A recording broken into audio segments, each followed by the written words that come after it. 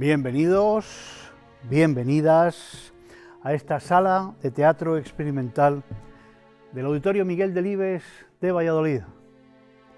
La Caja Negra, la Noche Negra. Comenzamos.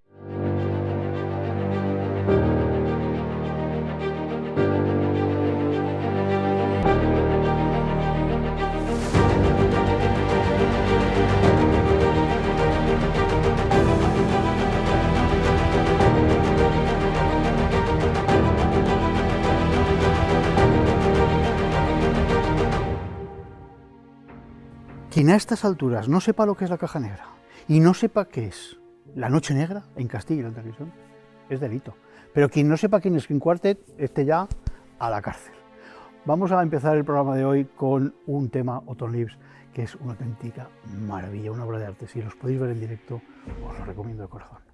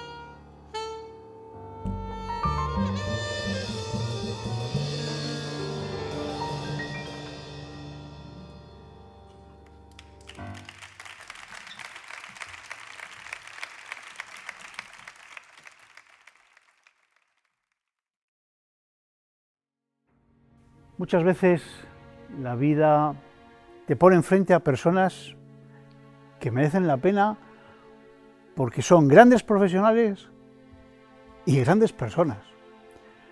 Es muy difícil encontrar de verdad a este tipo de personas. José Antonio Lorente es una de ellas. Es un honor tenerlo aquí en la Caja Negra, tenerlo aquí en La Noche Negra en Castilla y León Televisión. Dale, Lorente.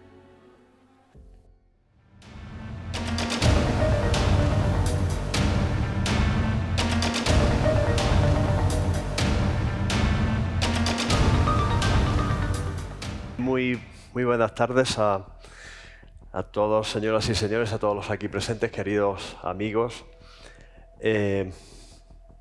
Tengo dos retos a cual más difícil de cumplir. Uno es el de tratar de transmitirles a lo largo de los próximos 35 o 40 minutos lo que venimos haciendo desde hace mucho tiempo. Y el segundo es tratar de que comprendan la importancia que tiene y cómo en perfecta continuación con lo que anteriormente nos contó al principio Lidia y con lo que posteriormente también estuvo David y Nicolás estuvieron discutiendo de datos, tenemos que pasar más allá de lo que son los datos y tratar de comprender el problema humano y el problema social que nuestra sociedad como ciudadanos del mundo tenemos frente a nosotros y que a veces no queremos ver. Simplemente intuimos. Igual que yo ahora que no veo absolutamente nada, veo alguna cabeza en primera fila, pero pues es bien. Pero yo sé que están ahí. Y yo sé que si hubiese un problema ahí, ese problema no dejaría de existir porque yo no fuese capaz de verlo. Quiero agradecer una vez más a los organizadores de la Caja Negra el que hayan querido contar conmigo. Siempre quieren contar conmigo, no siempre puedo estar aquí, pero siempre que puedo lo estoy. Aquí en Valladolid me siento muy a gusto, rodeado de queridos amigos, Aitor, Antonio, Cela, Toño, David, María, todo el equipo que componen la Caja Negra, que por cierto estamos en lo más parecido o más real a una caja negra, literalmente hablando, de lo que puede ser todo esto. Hoy quería yo hacerles una reflexión sobre, lo comentó Aitor, un programa que tenemos en marcha desde la Universidad de Granada que se llama DNA Pro Kids y lo que hacemos es identificar a niños que han sido encontrados en situaciones de las que ya se nos ha hablado, situaciones de explotación sexual, explotación laboral, niños y niñas, evidentemente hablamos de niños y niñas, hay que ser inclusivo en este contexto, que iban a ser dados en adopciones ilegales y que no se sabe quiénes son. Yo les voy a contar cómo lo podemos hacer. Este trabajo lo realizamos desde la Universidad de Granada y está incluido dentro de un contexto que ya se ha comentado, muy importante porque aquí hemos tenido el testimonio de primera persona de Lidia. Estamos enfrentándonos en casi un 70% de las ocasiones, como decía Nicolás, a redes de crimen organizado. No son, en la gran mayoría de las ocasiones, situaciones puntuales. Es trata de seres humanos. Palabra que en español traducimos sistemáticamente mal, porque trata es explotación, ya se sabe, abuso, etc. Y tráfico es otra cosa. En inglés cuando se habla de human trafficking, cuando se habla de trafficking de personas, es trata, o sea, es explotación. En España nosotros la trata es lo grave y el tráfico es, digamos, lo menos grave. Y entonces no traducimos bien, porque trafficking en inglés significa trata. Cuando hablamos de human trafficking, de redes organizadas, estamos hablando de trata, de explotación hasta los, digamos, extremos más míseros y miserables que pueda haber dentro del ser humano, dentro de la persona. Ítem más, o aderezado con el extremo ya patológico absoluto, cuando consideramos y tenemos en cuenta que las víctimas son los niños. Desde la Universidad de Granada, donde yo he desarrollado toda mi carrera profesional, excepto los años que anduve por ahí trabajando de postdoctoral y haciendo investigación en Alemania, en Estados Unidos, en diversos lugares, pero hemos sido capaces, de la Universidad de Granada, que significa desde España, de desarrollar 3 programas que en este momento se están aplicando, 2 de ellos al 100% y uno que está comenzando, para todo el mundo. Programas que han sido pioneros desde España para el mundo. En el año 1998, como tienen ahí, creamos el primer programa para identificar a personas desaparecidas. el programa CENIX, que lo llamamos, en colaboración, en primer lugar, con la Guardia Civil, luego ya lo hicimos con el Ministerio del Interior, es decir, con el conjunto del Ministerio del Interior, Cuerpo Nacional de Policía y Guardia Civil. Esto era simplemente poner nombre a los huesos de miles de cadáveres que había sin identificar y que todavía muchos de ellos continúan sin identificar, pese a que se han identificado más de 1.800 desde el año 2000, que realmente comenzamos a ser operativos. Se toma ADN de los huesos de cadáveres no identificados, que no están enterrados en fosas comunes, que se puede exhumar en tumbas individuales, y se compara con el de familiares de personas que han desaparecido, que llevan mucho tiempo desaparecidas y que por lo tanto pueden haber fallecido. Bueno, nadie nunca jamás había hecho eso en ningún lugar y empezamos a hacerlo en España, y a partir de ahí prácticamente todos los países del mundo tomaron como referencia, ya adaptándolo a sus circunstancias, los diferentes programas. Entre ellos un país complejo como es el de Lidia, México, donde bueno, pues es un país federal además con 32 estados, o 32 más 1, ¿no? Porque ahora Ciudad de México son 33 estados en México, cada uno con su, digamos, como país federal, pues con una legislación evidentemente muy similar, pero diferente entre estados, y un país en el que se acumulan otros muchos problemas que ahora lo vamos a ver. En el año 2004 comenzamos a trabajar en el programa DNA for Kids, del cual yo esta tarde les voy a hablar básicamente, y en el año 2016 comenzamos con un programa que es DNA for Organs, que trata de luchar contra el tráfico de órganos. De eso les daré algunas pinceladas y me guardo el resto para ver si mis amigos me invitan el año que viene y puedo andar con ustedes por aquí, que siempre hay que dejar un poco, digamos, pendiente.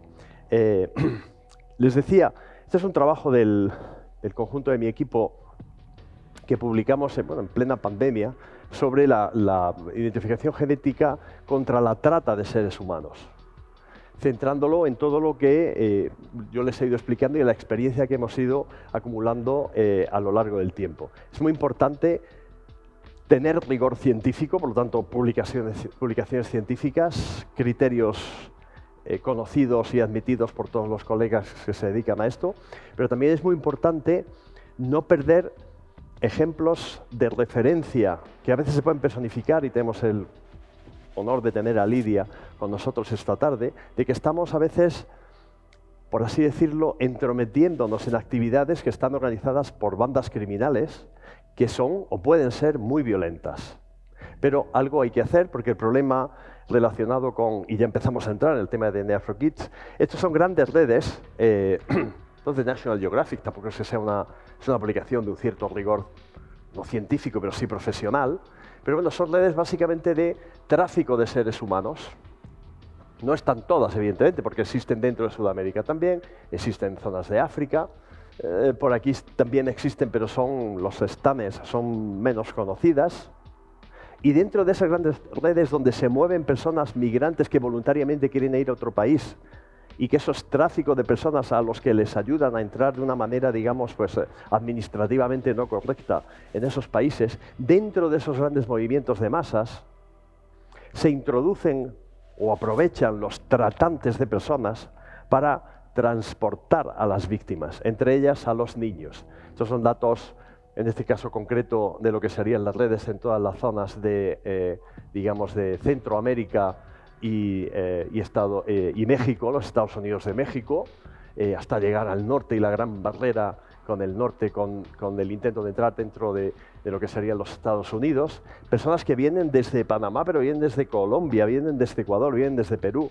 Se han detectado ya muchos casos de personas, incluidos niños, señalo aquí abajo porque que han venido desde Asia, desde Filipinas, desde países como Bangladesh, desde países como toda la zona esta de Tailandia, básicamente países más pobres o menos desarrollados que en esa zona, por ejemplo, como pueden ser Vietnam, Laos, Camboya, Myanmar, etcétera, que cruzan todo el Pacífico, desembarcan en la zona de Perú, Ecuador, y a partir de ahí inician una migración hacia el norte hasta, bueno, ahí, es en esas grandes masas, en esa gran masa de movimiento, es donde se incluyen muchos casos de niños, con mapas similares. Quería poner este porque no podemos abstraernos al problema que tenemos aquí en Europa. Esto, bueno, ya saben, la famosa isla de Lampedusa, digo famosa desgraciadamente, porque es el territorio italiano muy cerca territorio italiano, por lo tanto Unión Europea, muy cerca de toda la costa de la zona básicamente de Túnez y de Libia, pues las redes de traficantes y tratantes intentan introducir las personas por allí, pero claro, nosotros tenemos el problema de las Islas Canarias y tenemos el problema también permanente de la zona del Estrecho de Gibraltar. Por ahí han entrado miles de personas que entrar ilegalmente en la Unión Europea pues, tampoco tiene más allá una consecuencia mucho mayor, es decir, no son personas que las mande a la cárcel, se trata de hacer algún tipo de extradición, pero muchas veces entran niños, y yo les pondré algunos ejemplos. Niños que son víctimas, estas son fotografías, yo tengo de estas muchas, pero estas son fotografías obtenidas de internet, de grandes barcos de estos de personas que están migrando. Estos son los que, por ejemplo, los que van a Lampedusa. Ustedes saben que en España, en Canarias algunas veces llegan, no tantos juntos, pero casi, pero en otras zonas pues normalmente son pateras, barquitos más pequeños, con menos gente, 20, 30, 40 personas como mucho. Y muchas veces yo he visto casos, por ejemplo en Líbano, de señoras como esta que llegan atravesando el desierto, esto es de cuando la época de la guerra en Irak, y que dice, mire usted, esta es mi hija, esta señora por ejemplo puede decir, esto me lo estoy inventando sobre la noche, pero yo he visto casos similares. Esta es mi hija, pero esta niña que hay aquí nos la encontramos llorando en medio de nuestro camino, al lado del cadáver de una persona que parecía que era su madre por cómo la llamaba, pero no sabemos nada más. Bien, pero esa niña sigue siendo una niña. Y a lo mejor su madre está muerta, pero tendrá padre, tendrá abuelos, tendrá otros familiares que la quieran, y de pronto la dejan en un lugar donde no la conocemos. Otros muchos casos, estos sí ya son casos de pateras españolas, algunas pateras españolas, es decir, llegadas a costas españolas. Esta, por ejemplo, esta zona llegadas a las costas concretamente de la ciudad de Melilla. En la ciudad de Melilla, allá por el año 2010, las autoridades del Centro de Estancia Temporal de Inmigrantes detectaron que había muchos casos, o un número suficiente de casos, les llamó la atención a los cuidadores, que por ejemplo llegaba una señora del perfil de esta, con un niño o niña pequeña, y que una vez que estaba ya dentro del centro, la niña estaba llorando, por ejemplo, y la madre no le hacía caso. Estaba hablando con otra persona, y dice, oye, qué raro que una madre esté su hija llorando y no le preste mayor atención. Claro, como decimos en lenguaje coloquial, la policía no es tonta. Dice, oiga, ¿y si lo que pasa es que no es la madre? ¿Y si lo que pasa es que esa niña es una víctima de trata y a su vez la madre también es víctima porque le han obligado a hacerse pasar por la madre de ella? Porque de ahí pasan inmediatamente a la península, del Melilla, pasan inmediatamente a centros de estancia temporales, normalmente de mi tierra, de Andalucía, en Córdoba, en Málaga. Comenzamos con las autoridades de Melilla a hacer sistemáticamente análisis de ADN, que es en lo que consiste DNA ProKids, de todas las madres e hijos que venían evidentemente sin documentación, y se llegó a descubrir que llegó a haber casi un 40% de casos donde no había relación biológica. Donde esas madres no eran aunque ellas decían que eran las madres, no lo eran. Habían sido obligadas a hacerse pasar por las madres. En algunos casos también podría ser que hubiesen colaborado voluntariamente a cambio de algún... Pero normalmente es muy difícil en una situación de esas colaborar voluntariamente con algo. Te extorsionan y te ves obligada a hacerte pasar por la madre.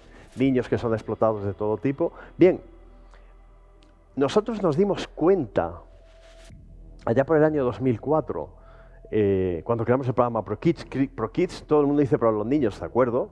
Pero yo dándole vueltas a las cosas, también dije, bueno, Kids Identification with DNA Systems, o sea, identificación de niños con sistemas de ADN. Le saqué un doble, digamos, valor a esa palabra.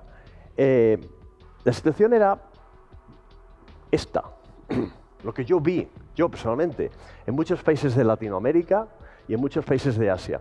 En algunos de África, donde hemos trabajado bastante menos. Y es que en orfanatos, en albergues, en casas de acogida, llamémoslo como se llamen o como se llaman en algunos de esos países, hay niños en acogida, de los cuales algunos de ellos no se sabe quiénes son. ¿Por qué no se sabe quiénes son esos niños? Pues porque son normalmente niños muy pequeñitos que no saben hablar, o porque aunque sean niños mayores que ya sí saben hablar, cuando desaparecieron de sus casas, cuando los robaron de sus familias, hace ya tanto tiempo que ellos no se acuerdan. Pero claro, un niño que ahora tenga 4, pero que desapareciese con 1 año, se le ha pasado 3 veces su vida por encima. Entonces, nos encontramos con niños que no están identificados, en el sentido de identificación civil, de identificación desde el punto de vista formal, que son niños que a su vez están siendo buscados por sus familias. Muchas veces se dice, bueno, es que hay familias que venden los niños, que tal, que... Sí, pero es un porcentaje mínimo. O sea, no vamos a negar lo que es una evidencia, pero es un porcentaje mínimo. Entonces, tenemos en todos los lugares del mundo, también son fotografías, yo tengo otras fotografías, pero están bajadas de internet, por el fenotipo se puede ver que puede ser de zonas de África, de zonas, por ejemplo, no sé, yo veo estos niños así, pensaría en algún país tipo Rusia, tipo Ucrania, a lo mejor, etcétera, pues de Latinoamérica, la zona asiática, donde hay niños perfectamente identificados y otros que no se sabe quiénes son. Niños que han sido llevados allí porque fueron encontrados por la policía como víctimas de explotación sexual, que ya se ha hablado, incluso con recién nacidos. Niños que fueron llevados así porque habían sido encontrados por la policía en los diferentes países como víctimas de explotación laboral, mendicidad, bandas delincuenciales, obligando a niños de 2 o 3 años a robar o a introducirse en algunos lugares a intentar conseguir algo. Los llevan bajo la protección de los diferentes gobiernos, efectivamente, y los países hacen todo lo que pueden, por muy limitados que tengan sus recursos. Pero la gran pregunta sigue por responder. ¿Y este niño quién es? ¿Y dónde está su familia? Y su familia probablemente quiere que este niño o esta niña vuelva con ellos. Pues tenemos niños sin identificar y tenemos familiares que están buscando a sus hijos, hijas, nietas, nietos, sobrinos, hermanos, hermanas, dependiendo de esas circunstancias. Y claro, hay una tecnología que tiene la capacidad de poner en relación a un ser humano con otro a través del estudio del ADN, que es la genética forense. Que no es que sea fácil, pero es una técnica ya, pues hoy en día, desde el año 1985, que se describió por primera vez hasta hoy, pues muy establecida, muy estandarizada. Entonces, diseñamos este proceso de identificación de niños. La trata, o sea, explotación, no es tráfico de, porque además un niño puede ser víctima de tráfico en el sentido que o va con sus padres y tal, con lo cual está protegido, o como no tiene capacidad de dar consentimiento, está siendo víctima de trata. No, ahí no cabe el tráfico de niños, insisto. Trata de, que es en inglés trafficking, acuérdense. Lo que nosotros llamamos tráfico de, en inglés se dice la palabra smuggling, contrabando. Igual que se habla de contrabando de tabaco, pues se habla de contrabando de personas. O sea, el smuggling en inglés sería nuestro tráfico y el trafficking en inglés es nuestra trata. Digo porque a veces sistemáticamente se traduce mal, a no ser que oigan hablar a un experto o a un policía, guardia civil, miembro de la Fuerza de Cuerpo del Estado, que sí que saben de lo que hablan.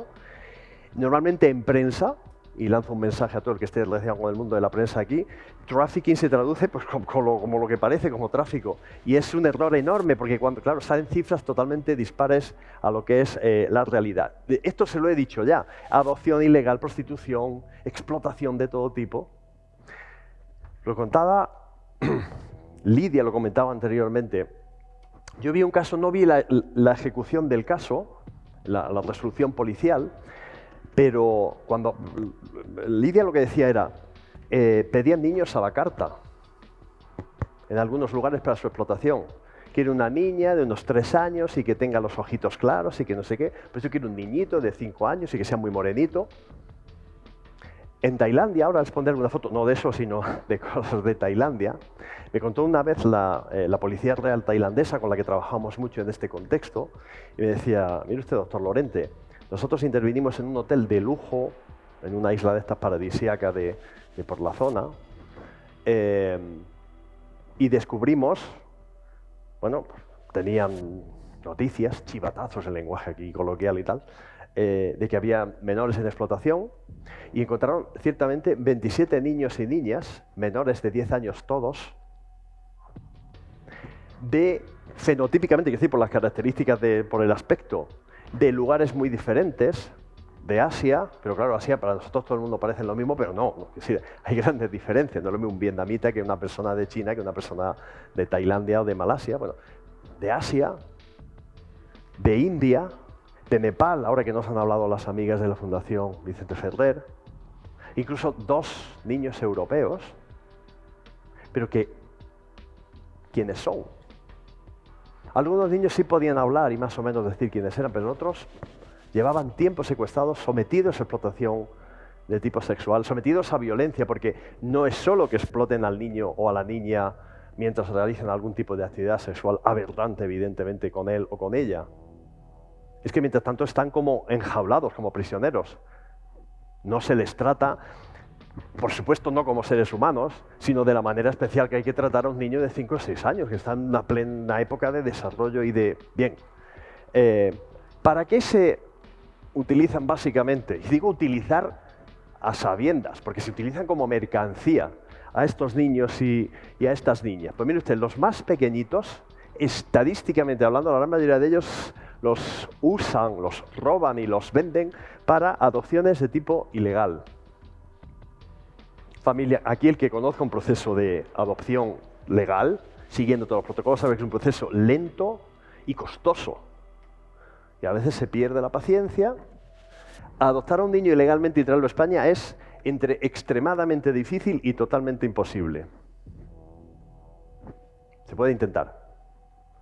Pero en otros países es simplemente... Ejemplo, Estados Unidos, un país al que yo pasé muchos años trabajando y quiero y amo y voy con mucha frecuencia. Pero el control que hay en muchos, de manera general federal y luego en muchos estados, tiende a ser nulo. 4 documentos perfectamente falsificados y ese niño es tuyo.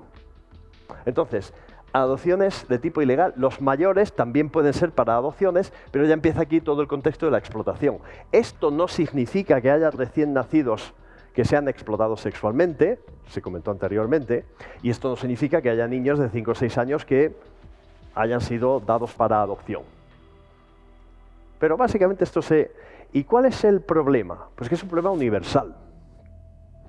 9 millones de niños, pongo aquí en imágenes rápidas, porque tampoco tenemos mucho más tiempo, bebés a la venta, ¿vale? Esto es en Colombia, casos de la crónica de Jalisco, por lo tanto estamos hablando de México, sin controles en los albergues infantiles, Ministerio Público, esto es en República Dominicana, que lo pone por ahí, presentan casos sobre atención, tráfico ilícito. Esta es la mala traducción que yo les decía. Esto no es tráfico, esto es trata. Por lo tanto, ilícita, evidentemente, porque la trata es ilícito, per se, por definición, ¿vale? Y trata de niños y niñas menores. Cooperación entre Chile y Ecuador, es Perú para el mundo, frontera, bueno, hay una zona peligrosísima entre Perú y Ecuador, nosotros trabajamos ahí con cierta intensidad, y otra todavía más peligrosa en la frontera entre Paraguay, Brasil y Argentina, en la frontera entre Bolivia y Perú. Hay muchas zonas calientes del mundo donde los niños son víctimas. Nepal, fíjese esta noticia de Nepal ya un tanto antigua porque es del año 2015. Nepal prohíbe que menores de 16 años viajen solos para evitar el tráfico de niños. Error, la trata de niños, pero en fin, vamos a dejarlo así. Pulpo, animal de compañía, los de mi edad me comprenden perfectamente, pero vamos a dejarlo así. La trata de niños. ¿Por qué? Porque tomaban a un niño, a una niña, cualquier persona, falsificaba un documento, a veces hasta falsificado por la policía, con lo cual perfectamente, digamos, asequible, que me he puesto aquí una alarma para no... ¿Vale? Perfectamente, quiero decir, documento perfectamente, digamos, legal, aunque falsificado, pero el documento como tal es el papel que tiene que ser. Y decir, este es mi hijo o mi hija, y no, yo quiero salir de Nepal porque voy a ir a trabajar a la India, que está por ahí cerquita, evidentemente, al sur, ahí la tiene. O me voy, tomo un avión y me voy a Hong Kong. Y eran realmente víctimas de todo esto. ¿Qué facilita la trata de menores? Pues la trata de menores facilita la ausencia de una identificación adecuada, que la ausencia de una identificación adecuada significa la facilidad para falsificar la identidad de un niño. Aquí en España, esto es Valladolid, por lo tanto es España, todavía sigue esto intacto, digo, el país como tal. Cualquier lugar de España, hasta hace, o sea, mi hija, aquí está mi mujer, que a mí me ha podido acompañar. Cuando nació mi hija, a mí un compañero médico, mi mujer también es médico, pero en fin, el compañero que la atendió me dio un papelito que, vamos, eso es de primero de escuela de falsificación. Cualquiera podía, diciendo que mi mujer con nombre tal ha dado luz a una niña de no sé qué, y yo con eso fui al registro civil, dije que era mi hija y tal. Es decir, que hoy en día ya está un poco más difícil porque está todo informatizado y controlado, pero que es tan fácil en tantos lugares del mundo robar a un niño y falsificar un documento y decir que este es mi hijo y punto y aparte, que, bien, ¿qué estamos haciendo nosotros? Pues introduciendo ese elemento científico que dificulta y que puede llegar a imposibilitar totalmente el que una falsificación documental termine por permitir que se produzca un delito. En los casos en que hay duda o hay sospecha, estamos haciendo análisis de ADN. Y el programa DNA for Kids consiste desde el año 2004, que hicimos un estudio piloto 2004-2006 en Guatemala y en Filipinas, dos extremos del mundo, ambos con historia española, de presencia y países con los que tenemos vínculos muy especiales. Estamos ayudando a que esos países, en primer lugar, identifiquen a todos los niños que tienden en albergues y en casas de acogida sin saber quiénes son. Se hace ADN de todos esos niños que no están identificados o que se sospecha que la identificación sea la real y se compara con ADN de mamás y papás y abuelitas y abuelitos, dependiendo que han denunciado el robo de niños en un momento determinado. Y por otro lado, estamos haciendo que en todos los casos en los que hay una adopción, nacional si es un país grande, internacional si son países más pequeños, se exija una prueba de ADN para comprobar que o bien el niño ha sido dado en adopción por su familia biológica, o sea, su familia, vamos a llamarla verdadera, de manera voluntaria, de acuerdo a lo que permitan las leyes de ese país, o bien, si no es el caso, porque es, por ejemplo, un niño que aparece, una niña de 6 meses, un ejemplo que yo lo he visto muchas veces, niña de 6 meses que aparece abandonada, normalmente en la puerta de una iglesia, de una parroquia, eso suele ser que es una niña que han robado para darla en adopción de manera ilegal, no se concreta el negocio, por así llamarlo, por la causa que sea, y la dejan abandonada. En el fondo algo de piedad les queda y la dejan en un lugar donde más o menos la niña puede ser vista por alguien y, bueno, la llevan a, si fuera en México, pues a un albergue, a una tal, bajo la custodia del DIF, que es el departamento que allí en México se encarga a nivel federal y estatal, del cuidado de los niños. Ese niño, esa niña, nadie sabe quién es la niñita de 6 meses. Y cuando pasa un tiempo, pueden poner alguna fotografía, alguna familia que ha perdido una niña, pues vaya a mirar a ver si es ella o no, pero suele ser que no la identifican, y entonces X meses después empiezan un proceso de adopción.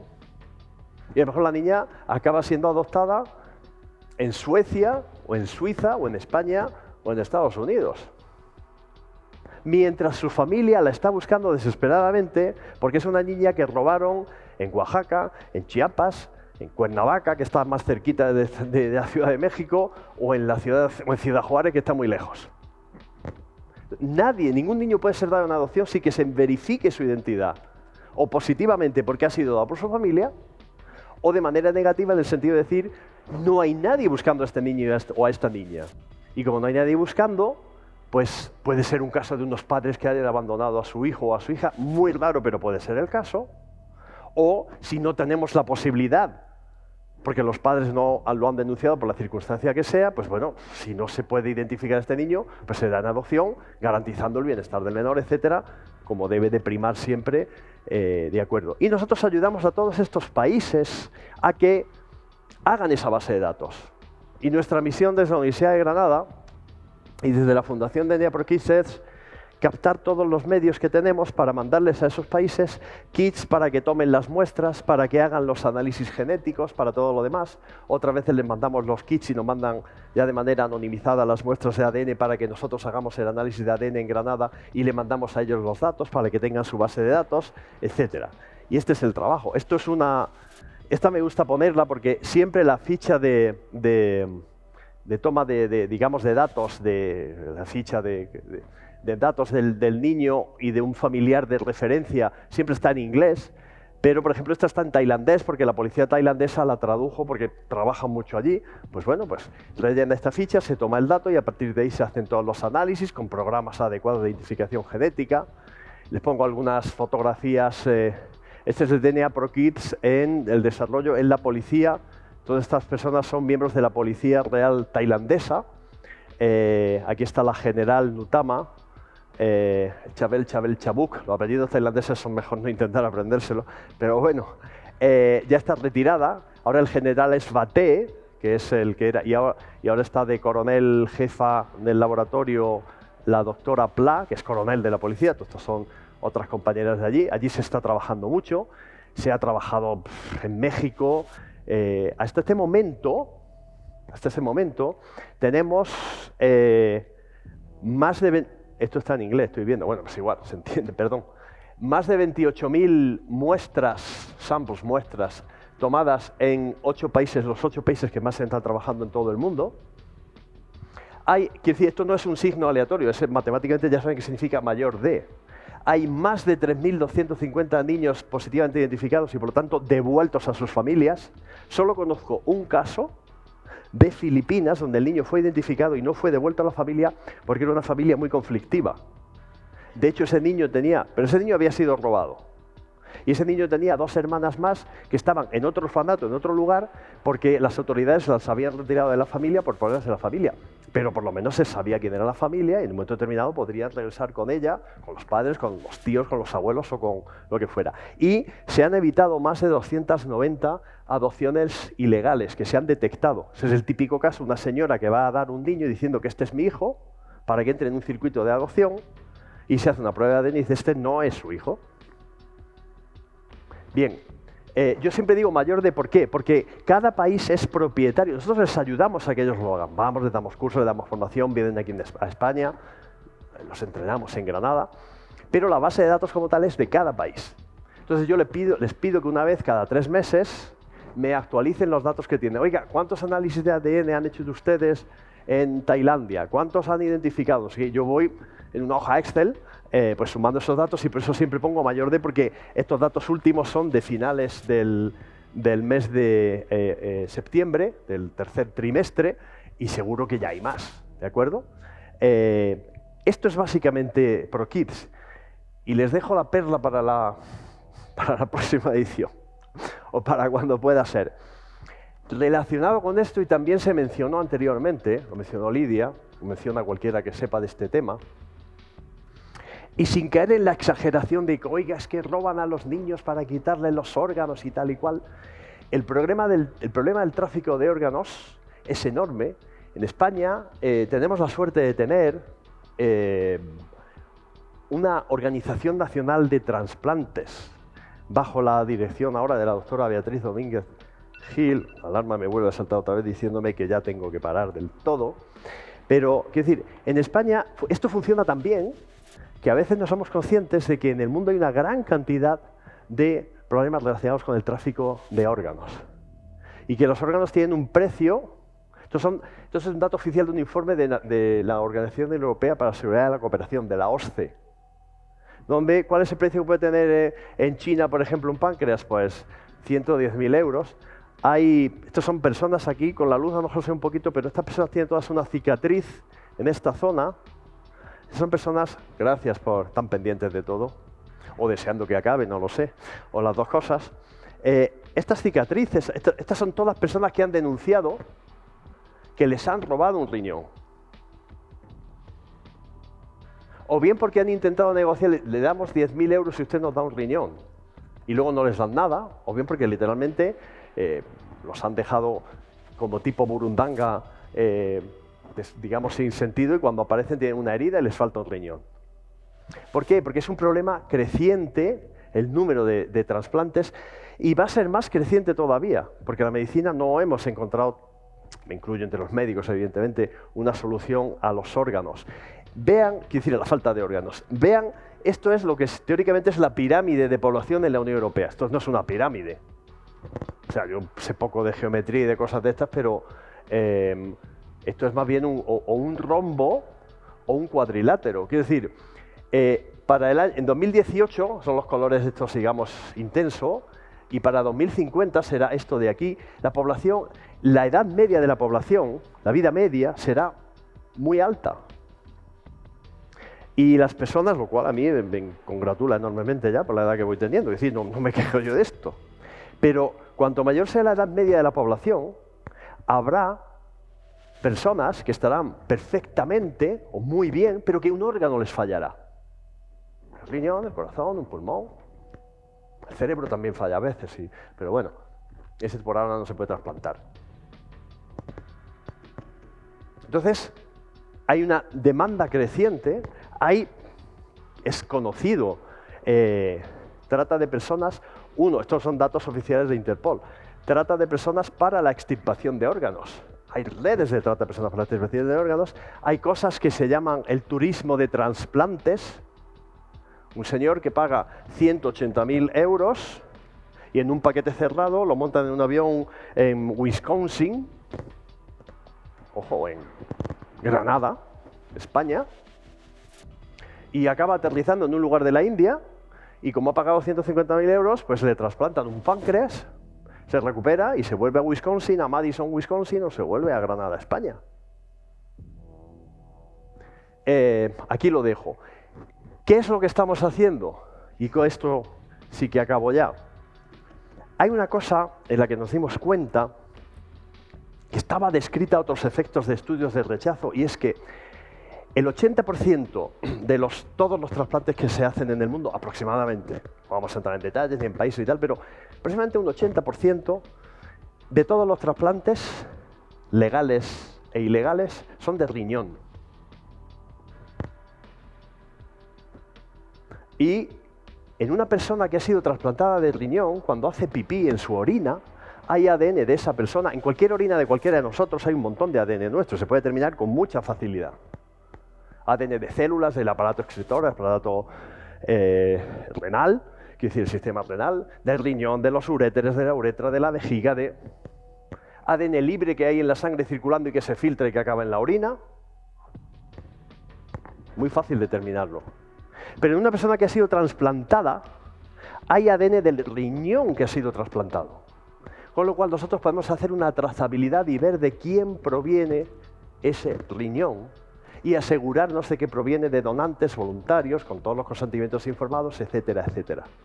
Esto es el programa DNA Pro Organs, que en este momento estamos desarrollando con la Organización Nacional de Trasplantes de España y con el Consejo General de Colegios Oficiales de Médicos, la Organización Médica Colegial. Justamente esta mañana a las 8:30 tenía yo una videoconferencia con el presidente nacional de los médicos, el doctor Tomás Cobo, y con otro colega, con el director, el equivalente a nuestra doctora Domínguez Cila, Beatriz, con el doctor Haibo Wang, que es el director de la Organización Nacional de Trasplantes de China, que vamos a ir a finales del 25 de febrero al 2 de marzo, está ya el viaje, la fecha cerrada, porque están muy interesados en poner en marcha esto para dar una trazabilidad, porque China tiene muchas acusaciones de que, tráfico de órganos y cosas de este tipo.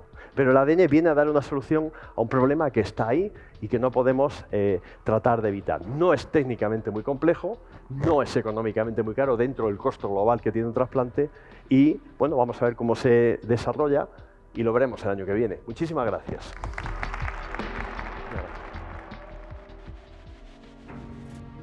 Siempre es un placer y un lujo escuchar a José Antonio Lorente. Y también escuchar a grandes escritores. Y tenemos 3 ejemplos hoy.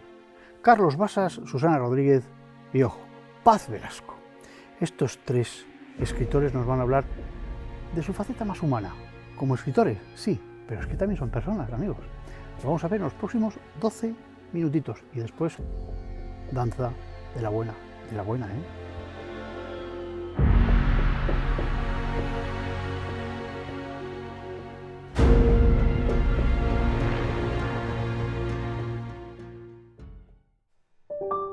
Y voy a empezar con esta frase que dice lo siguiente, y me perdonáis, leo textualmente porque ya mi cabeza no da para más.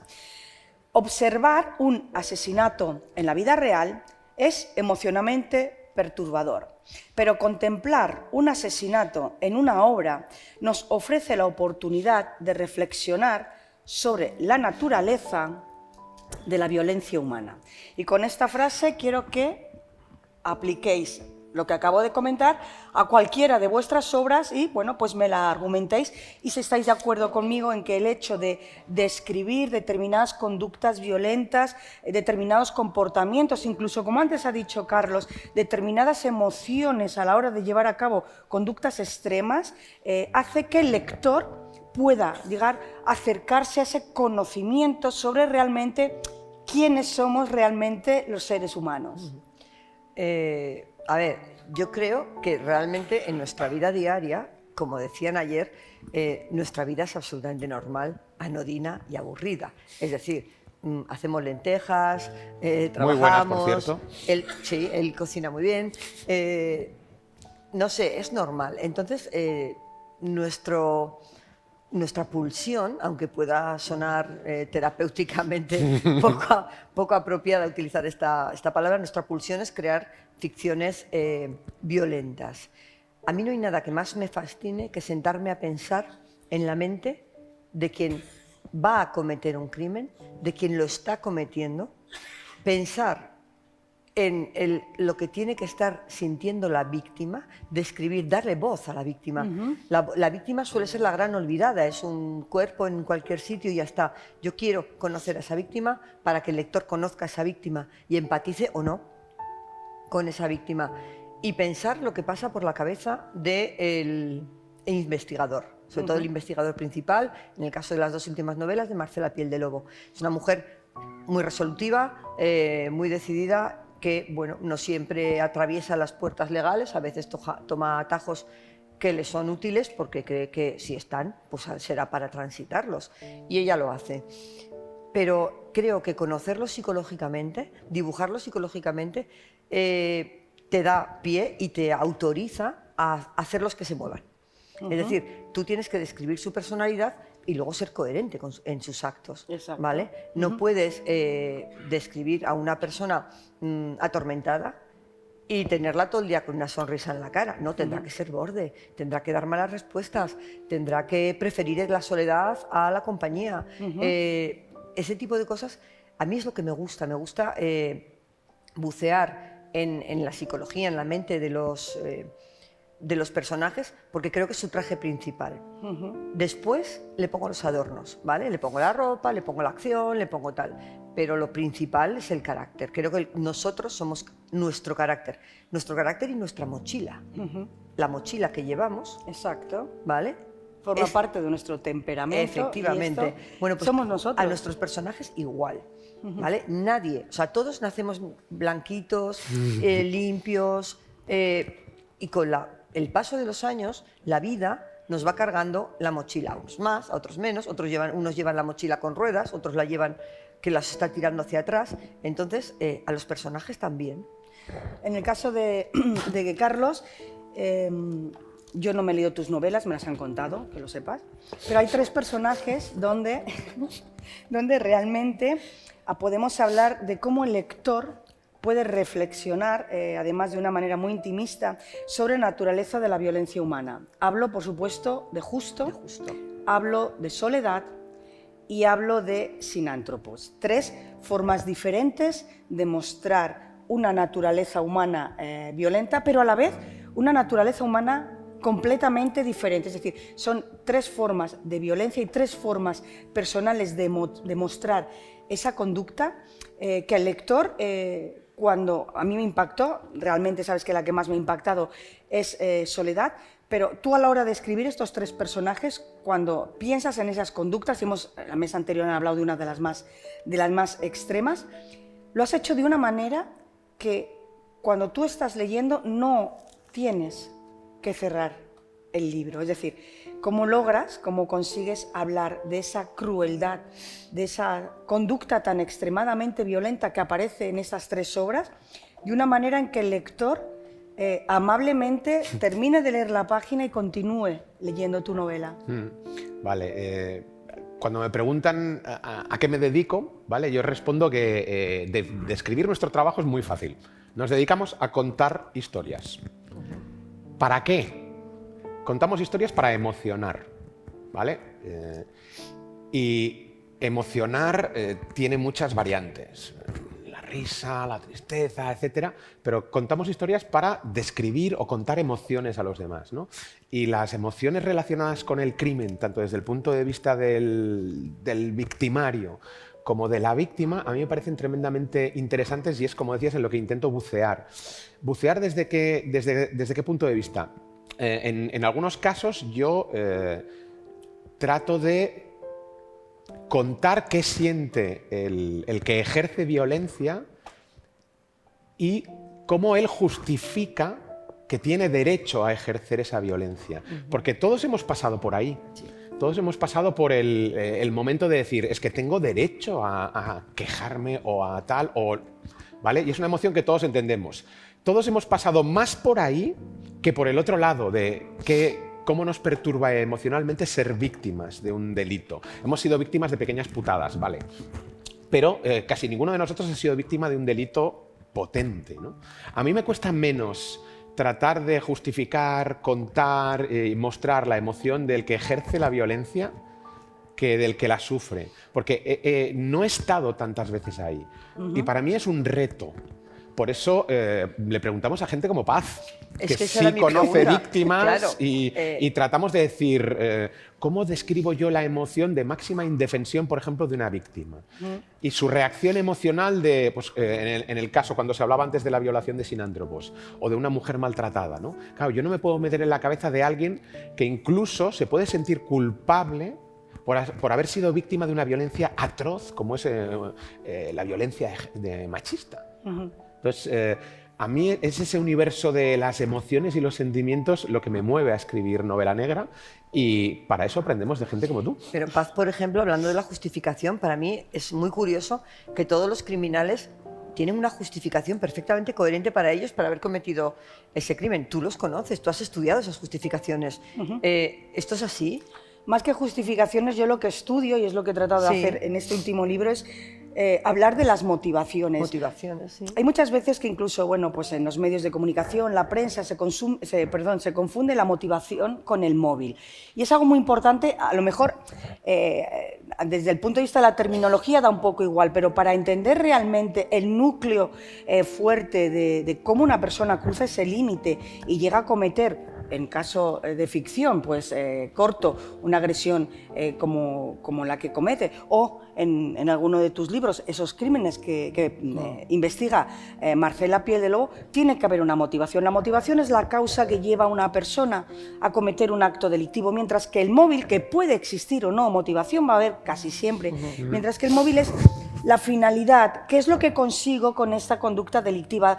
¿Qué beneficio voy a obtener yo a cambio de llevar a cabo pues, esta situación? ¿De acuerdo? Entonces, yo lo que trato no es tanto de justificar a los 12 criminales que aparecen en mi último libro, sino de tratar de entender al lector cómo la motivación, lo que siente, una emoción, una situación vivida, un trauma no superado, una carencia de herramientas de sociabilidad para poder solventar un problema de modo no agresivo o no violento, le lleva a cruzar esas líneas. Pero sí que es cierto que cuando yo leo vuestros libros, cuando los lectores ven o leen vuestros libros, también encuentran esa motivación. Corto tiene una motivación muy clara para hacer lo que hace, y Marcela Piel de Lobo, cuando coge esos atajos, también tiene una motivación que para ella es legítima, normal y lógica, para llevarla a cabo. Estamos en un momento donde casi todos, bueno, yo hablo por mí, consumimos medios audiovisuales a la carta. Es decir, yo no me acuerdo, hace tiempo que no veo la televisión tradicional. Y ha llegado a España. Es algo que nace, por supuesto, en Estados Unidos hace muchísimo tiempo, pero llega a España el inspirado en hechos reales, el basado en hechos reales. Sois escritores de ficción, tú además, Carlos, también eres guionista. Quiero que nos expliquéis las diferencias con algún ejemplo que sea paradigmático para vosotros entre cuando se crea una obra, estoy hablando de una obra audiovisual, basada en hechos reales, qué características tiene y qué es de lo que carece, y inspirado en hechos reales. Yo lo haré desde el punto de vista del libro que he escrito, pero desde el punto de vista audiovisual, ambos sois periodistas también, con lo cual me gustaría que dierais estas diferencias, algunas pautas, y que pusierais algún ejemplo que vosotros bueno, pues os haya parecido interesante desde este punto de vista. La parte audiovisual se la dejaré a Carlos. Claro. Yo puedo hablar de Exacto. en lo que a mí concierne. Yo soy periodista, he ejercido hasta que el periodismo me abandonó y todas mis novelas tienen una noticia real, un hecho real debajo. Siempre cuento el mismo caso porque además para mí fue como un flash.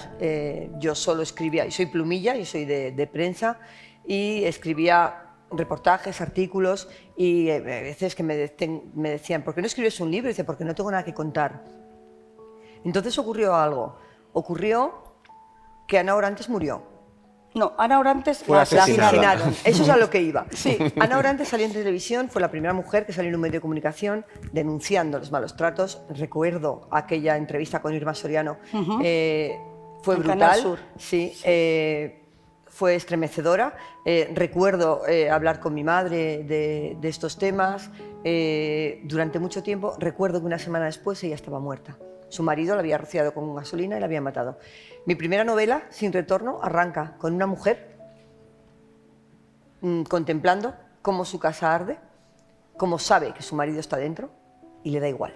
De modo que tú te inspiraste. Me inspiré en un en hecho Ana Orantes, real. quise de alguna manera, de alguna pobre manera, hacerle justicia, ¿vale? Y es una mujer maltratada, Irene Ochoa, que decide, en este caso, convertirse en asesina, y en Asesina sigue las 3 novelas que dura su participación, pero Ana Orantes está en Sin retorno. Los niños, Ruth y José Bretón, están en Teber esta noche. La crisis económica, el miedo a que nos desahuciaran, la gente que saltaba por las ventanas, están en deudas del frío. No lo puedo evitar. Al final, pero es inspirado. Yo no me baso en esos casos. Pero todas mis novelas tienen un fondo que a mí me ha removido, de alguna manera. Pero es maravilloso porque tú coges partes de una idea de algo que te impacta Sí. personalmente, y Sí. veo que da igual que sea un asesinato hacia una mujer sí. maltratada, que una situación Una económica, situación, sí. que un filicidio, y a partir de esa idea primigenia, Sí, construyo tú construyes la una ficción, historia. construyo la ficción. Construyes la ficción. Eso es. Ese es el escenario de la Caja Negra, ese es el escenario de La Noche Negra en Castilla y León Televisión, pero también es el escenario donde se colocó una caja de luz específica para el espectáculo de Lorena Zatarain, bailarina. Lo que vais a ver a continuación, ya me lo diréis, os llega del corazón al cerebro, rebota y vuelve otra vez al corazón. Es un espectáculo único, no llega a los 15 minutos, así que no perdáis ni un solo segundo de Lorena Zatarain.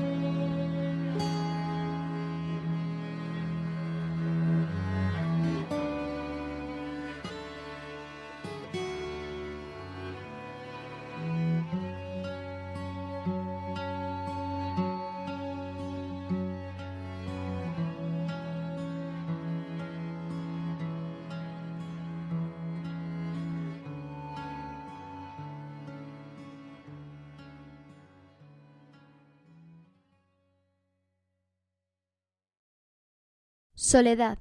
Carencia voluntaria o involuntaria de compañía, que está vinculada a los sentimientos de incomprensión, tristeza e inseguridad.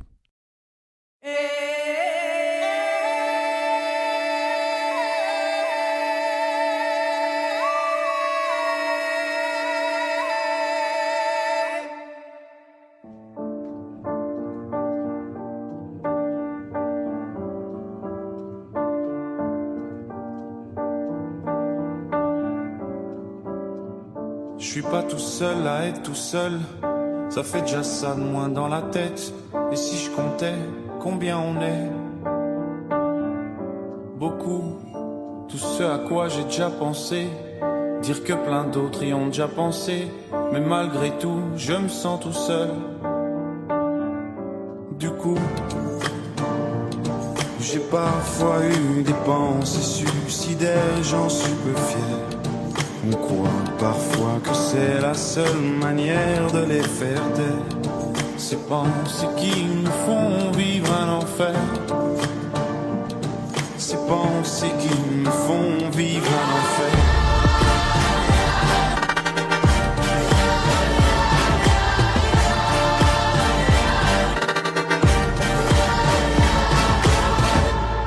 Est-ce qu'il y a que moi qui ai la télé et la chaîne culpabilité? Mais faut bien se changer les idées. Pas trop quand même, sinon ça repart vite dans la tête. Et c'est trop tard pour que ça s'arrête. C'est là que j'aimerais tout oublier. Du coup, j'ai parfois eu des pensées suicidaires et j'en suis peu fier. On croit parfois que c'est la seule manière de les faire taire. Ces pensées qui nous font vivre un enfer.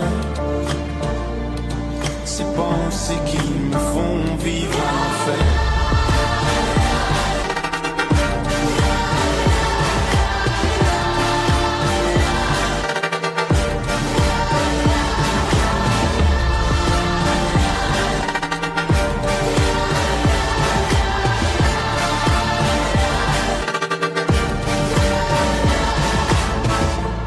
Tu sais, j'ai mûrement réfléchi. Et je sais vraiment pas quoi faire de toi. Justement réfléchir, c'est bien le problème avec toi. Tu sais, j'ai mûrement réfléchi. Et je sais vraiment pas quoi faire de toi. Justement réfléchir, c'est bien le problème avec toi.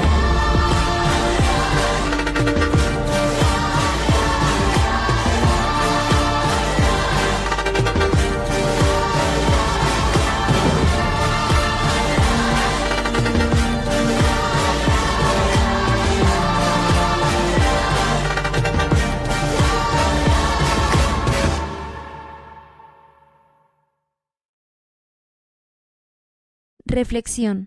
Pensamiento o consideración de algo con atención y detenimiento para estudiarlo o comprenderlo bien.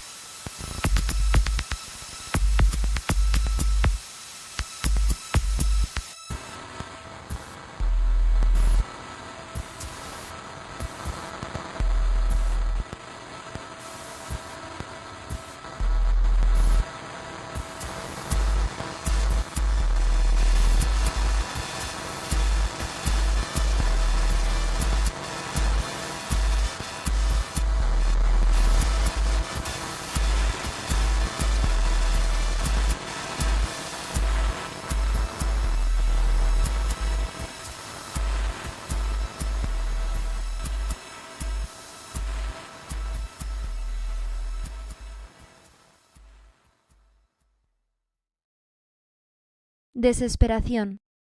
Pérdida de la paciencia, esperanza o de la tranquilidad de ánimo, causada generalmente por la consideración de un mal irreparable o por la impotencia de lograr éxito.